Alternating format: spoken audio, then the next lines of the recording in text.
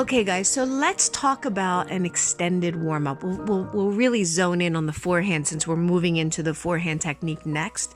But first of all, I wanted to express to you that there's two core strokes in tennis. One is the forehand and the other one is the serve. Those two must be as technically perfect as you can get. Okay, why? Because you can never get around serving. And forehands, you're going to hit, I would say 70% of your shots are going to be forehands, irregardless whether you're a right-handed player or a left-handed player.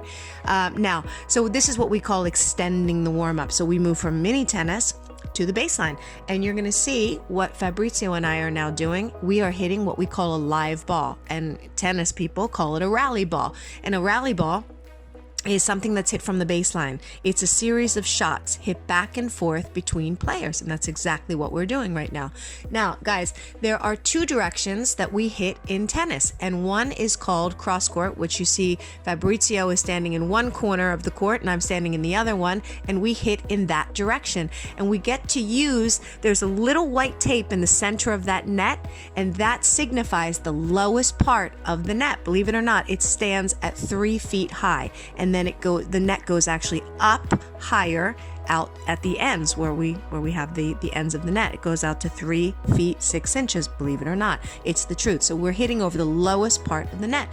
The other thing we need to think about is something we do as opponents hit the ball is we react. So as soon as we hit that ball, we do something called a split step. A split step is a very small hop, just like Fabrizio did right there.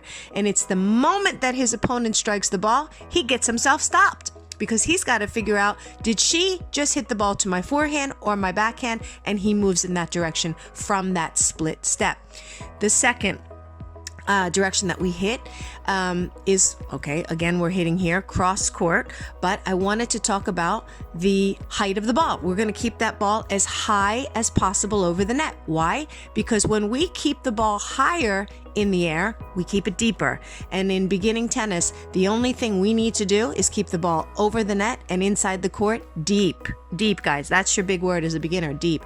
Now Fabrizio and I are hitting. Fabrizio has moved over. He's standing straight in front of me on the other side of the net, and we are hitting the ball with a great height. I would say 6 feet over that net. We're hitting it what we call down the line. Down the line is a less safe shot because we're now hitting it over the highest part of the net and with the lowest percentage of space to keep the ball in play. It's called a low percentage shot versus a high percentage shot. Cross court is the high percentage shot.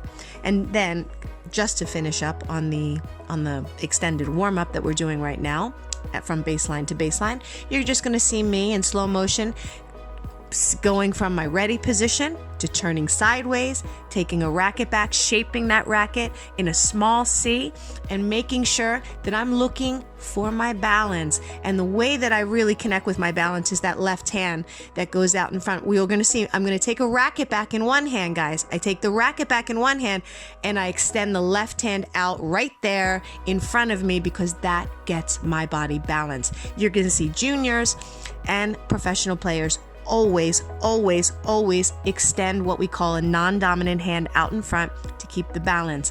Lastly, when we move into the forehand, we're going to talk about connecting with the ball out in front. Okay, so balance and ball out in front and the grip, that's going to be our ticket. Let's talk about it more in the forehand.